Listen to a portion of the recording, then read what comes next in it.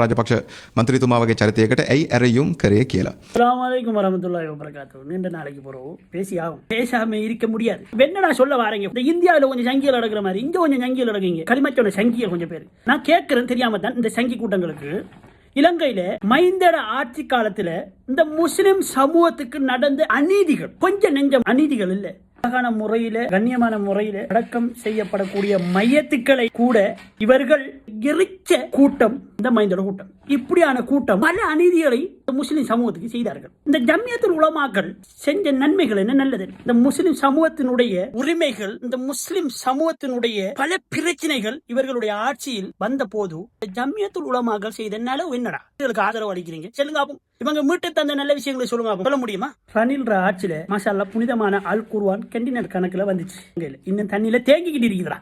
அதை கூட மீட்க முடியாத ஜம்மியத்துல் உலமாக்கள் தான் இவர்கள். ரணில் என்றா சும்மாவா? மைந்த மைத்திரி ரணில் இவர்கள் எல்லாம் மாமா மச்சான் பல இனவாதங்களை உருவாக்கினவர்கள் தான் இவர்கள். மீண்டும் என்ன மயிருக்கிற இவங்களை கொண்டு வரதுக்கு நீங்க எவ்வளவு ஆசைப்படுறீங்க? எல்லாருடைய ஆட்சியிலையும் இனவாதங்களும் போதைப் பொருள்கள் பல விரிச்சி ஆடினது. கௌரவ அனுகுமார திசாநாயக்க அதிபதித்துவமான ஆட்சியில வந்து இதெல்லாம் குறைஞ்சிக்கிட்டு இருக்குது. சொன்னவனே இன்றைக்கு அல்லாக்கு பயமும் இல்ல, தன்னை மார்க்கத்துக்கு உண்மையும் இல்ல. சொல்லாத இவன் இந்த அளவுக்கு உண்மையா இருப்பான். இங்க பாருங்க, இந்த ஆட்சி என்ன கேட்டா 50% நல்ல சொல்லுவேன்.